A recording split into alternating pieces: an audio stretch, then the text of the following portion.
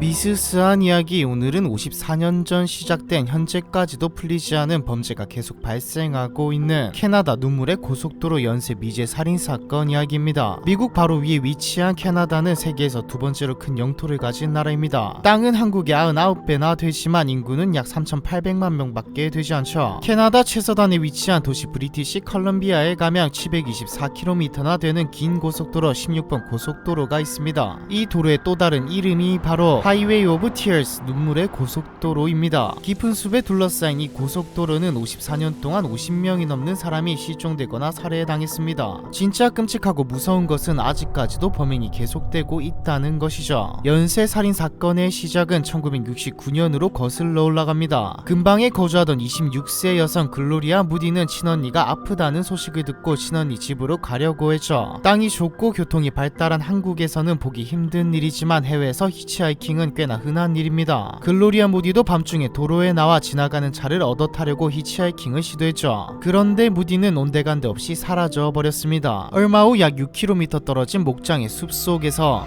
시신으로 발견되죠. 마지막 목격담은 술집에서 나오는 모습이었으며 무디의 시신에는 구타와 성적인 폭행의 흔적 그리고 흉기에 찔린 상처가 있었죠. 그리고 이듬해에도 인근에서 두 건의 실종 및 살인 사건이 발생합니다. 미셸린 파레라는 18살의 소녀는 차를 얻어 탔다가 인근 목장에서 내린 것을 마지막으로 실종되었고, 마찬가지로 얼마 후 시신으로 발견되죠. 이때까지도 캐나다 경찰은 연쇄 살인 사건이라는 가능성을 무시했고 조사도 제대로 이루어지지 않았습니다. 경찰들이 한 것이라고는 히치하이킹 금지라는 간판을 세워놓는 것밖에 없었죠. 그렇게 60년대에서 70년대 사이에 12건, 80년대에는 9건, 90년대에는 19건, 2000년대 이후에는 무려 46건 이상에 이르는 실종, 살인 사건이 발생합니다. 하지만 이것도 대부분 피해자가 여성이라서 여성 피해자만 집계한 결과이며, 이 도로에서 목숨을 잃거나 실종된 사람은 실제로 더 많죠. 1989년에는 한 가족이 모조리 실종되는 사건이 발생했습니다. 이를 찾던 로널드 잭이라는 남성은 고속도로 근처 술집에서 술을 마시다가 어떤 남자에게 아주 좋은 조건으로 벌목업 일자리를 소개해받았죠. 숲으로 둘러싸인 고속도로에는 벌목업으로 먹고 사는 사람들이 꽤 많았습니다. 하지만 조건이 하나 있었죠. 고속도로 근방으로 이사를 와야 한다는 것이었습니다. 그렇게 아내와 어린 두 아들을 데리고 이사를 가던 길에 모친과의 통화를 마지막으로 로널드 일가는 16번 도로에서 실종되고 맙니다. 2019년에는 여행을 즐기던 한 커플이 이 도로에서 잠시 차를 세워두고 간단하게 식사를 즐기다가 누군가에게 총살당하는 사건이 발생했죠. 이 연쇄 살인 사건의 정황과 피해 여성들한테는 몇 가지 공통점이 있습니다. 모두 10대에서 20대의 젊은 여성이라는 것, 그리고 이 여성 중 대부분이 도로 근처에 거주하는 가난한 원주민 이누이트족이라는 것이죠. 그리고 대부분이 차를 얻어 탔거나 얻어 타려고 하는 와중에 혹은 도로 근처에서 성을 사고 팔다가 사라졌다는 것입니다. 실제로 이 고속도로 근방 마을에는 정부의 지원금을 받으며 살아가는 가난한 사람들이 대부분이었죠. 상식적으로 생각했을 때 범죄가 계속 발생하면 최대한 그곳을 피하는 게 정상인데, 여성들이 이 도로에 나와 히치하이킹을 계속한 이유는 차를 살 여력이 없는 이들에게 유일한 교통수단이었기 때문입니다. 위험하다는 걸 알면서도 어쩔 수 없었던 거죠. 가난, 인적이 드문 수백 킬로미터의 도로, 지나가는 차, 성을 사고 파는 일이 일어나도 이상하지 않고 무슨 짓을 해도 도로를 둘러싼 깊은 숲에 묻어버리면 아무도 모르는 환경이었습니다. 같은 지역, 아니 같은 도로에서 계속해서 발생하는 실종, 살인 사건, 이를 가능하게 한 건 다름 아닌 캐나다 정부였습니다. 상식적으로 한 건의 살인 사건만 발생해도 대대적인 수사를 펼치는 게 정상이지만 캐나다 정부는 이렇다 할 조치조차 하지 않았죠. 캐나다 눈물의 고속도로 연쇄 살인 사건의 본격적인 수사는 30년이 지난 2009년이 돼서야 시작됩니다. 앞에서 나왔듯이 캐나다 경찰은 그동안 고속도로에 여성은 절대 히치하이킹을 하지 말라는 경고문을 적은 간판만 세워두고 범죄자와 피해자를 방치해왔죠. 가난한 원주민이 무슨 일을 당하든 캐나다 정부의 관심사가 아니었던 겁니다. 사실 이것마저도 피해자와 시민단체의 오랜 항의와 요구 끝에 마지못해 꾸역꾸역 수사에 나선 것이죠. 2011년에는 인근의 97번 고속도로에서 납치당할 뻔한 여성의 제보로 용의자 몽타주가 작성됩니다. 60에서 70살 정도로 돼 보이는 긴 백발머리의 백인 남성이었는데 안타깝게도 범인을 찾는 데는 도움이 되지 않았습니다. 이후 2015년 대통령에 취임한 주스틴 트리도도 적극적으로 수사하겠다고 선언했으나 이미 너무 많은 시간이 흘러버렸죠. 모든 실종 사건과 살인 사건을 수사하는 것은 감당이 안 된다고 판단했는지 결국 캐나다 정부는 사건 발생 지점과 정황을 토대로 수많은 희생자 중 단 18명만을 조사 대상에 올립니다. 수사를 통해 잡아낸 범인은 2명, 그 중에서도 경찰이 강력한 용의자로 지목한 건 1995년 성곽 관련된 범죄로 체포되어 15년형을 선고받은 바비 잭 파울러라는 남자였습니다. 이 용의자의 DNA가 캐나다가 수사 대상으로 규정한 희생자 중 1973년에 희생된 세 번째 희생자 게일 웨이즈, 1973년에 희생된 네 번째 희생자 패멀라 달링턴, 1974년에 희생된 여섯 번째 희생자 콜린 맥밀런의 시신에서 검출된 DNA와 일치했기 때문이죠. 경찰은 이 남자가 더 많은 범행을 저질렀을 거라 추측했지만 이미 바비 잭 파울러는 2006년에 암으로 사망한 뒤였기 때문에 더 이상 밝힐 수 있는 사실은 없었습니다. 2010년에는 희생자 중 총 4명을 납치, 살해한 혐의로 당시 19살이었던 코디 앨런 렉의 보고프를 체포합니다. 결국 DNA 일치와 그의 차에서 피해자들의 소지품이 발견돼 2016년 종신형 판결이 내려졌죠. 그런데 이 7명을 제외한 나머지 희생자는 누가 죽인 걸까요? 그리고 범인이 잡혔는데 왜 아직도 범행이 계속 일어나는 걸까요? 그것도 현재까지도 말이죠. 여러분도 예상하다시피 범인은 더 많습니다. 대체 얼마나 많은 사람이 도로에 나와 범행을 저질렀는지 알 수 없는 거죠. 사람을 납치하든 죽이고 숲속에 던져버리든 경찰은 관심이 없고 환경도 열악한 외진 동네, 안 잡힐 거라는 확신이 가득한 불특정 다수의 범죄자들은 누군지도 모르는 서로의 범행을 모방하면서 수많은 사람의 목숨을 빼앗아간 것입니다. 심지어 종신형을 선고받은 코디 앨런 렉의 보고프도 모방범이라 불렸습니다. 대표적인 게 1996년 프린스 조지 경찰서에 1989년에 실종된 로널드 의가는 고르디 목장에 매장돼 있다는 익명의 제보가 들어온 일이죠. 경찰은 바로 수색에 나섰지만 아무것도 찾을 수 없었습니다. 이 제보를 한 남자가 실제로 죽였는지 아니면 모방 범죄를 일으킬 또 다른 누군지 알 길이 없고 악마들은 그저 어둠 속에서 기회만 노리고 있는 거죠. 이렇게 치안도 안 좋고 불편한, 아니 사실상 살인의 위험에 노출되어 있는 지역인데 캐나다 정부는 왜 버스를 운행하거나 CCTV를 설치하지 않는 것일까요? 이유는 돈이 안 되기 때문입니다. 이 지역 주민들도 작은 수라도 좋으니 버스를 운행해달라 요청했죠. 정부도 고민하는 척은 했습니다. 하지만 인적도 드물고 개발 지역도 아닌데다 소수의 가난한 원주민만 사는 지역에 720km를 왔다 갔다 하는 버스 노선을 깔아봤자 손해볼 뿐인 이 사업을 하겠다는 회사는 없었죠. 정부 지원금을 받기에는 시간도 오래 걸리고 너무 복잡했고요. 어찌어찌 버스 노선 운영에 협상 자리까지 마련되었지만 이것도 진행 힘들었습니다. 캐나다 정부 고위관리가 이 안건에 대한 이메일 파일을 삭제하려 요구한 사건도 발각되고 말이죠. 민족 차별이 강하게 드러나는 사건들인 만큼 심층 연구가 진행되고 있지만 예산은 계속해서 삭감되고 있습니다. 현재는 비상전화, 대피소 등이 설치되고 30km 구간은 버스가 운행되고 있지만 워낙 긴 고속도로라 범죄는 끊이지 않고 있죠. 피해자도 범죄자도 정확하게 셀 수 없고 숲속에 얼마나 많은 사람이 버려져 있는지 상상할 수도 없는 이곳은 인간 사냥터라 불리고 있습니다. 심지어 다른 장소에서 범행을 일으킨 뒤 고속도로에 시신이나 증거물을 유기하는 케이스도 늘고 있다고 하죠. 라디오도 전화도 안 터지는 길어도 너무 긴 고속도로에는 지금 현재도 사건이 터지고 있습니다. 살인사건 이외에도 지역 주민들 간의 갈등 속에서 일어난 사건의 무덤이기도 하죠. 이 지역 자체를 개발하고 치안을 강화하지 않는 이상 눈물의 고속도로는 계속해서 새로운 범죄자들이, 새로운 피해자들이 생겨날 것입니다. 하지만 인구에 비해 영토가 너무 넓은 캐나다의 특성상 힘들 것 같네요. 눈물의 고속도로 연쇄살인 사건에 대한 이야기, 이번 편은 여기까지입니다.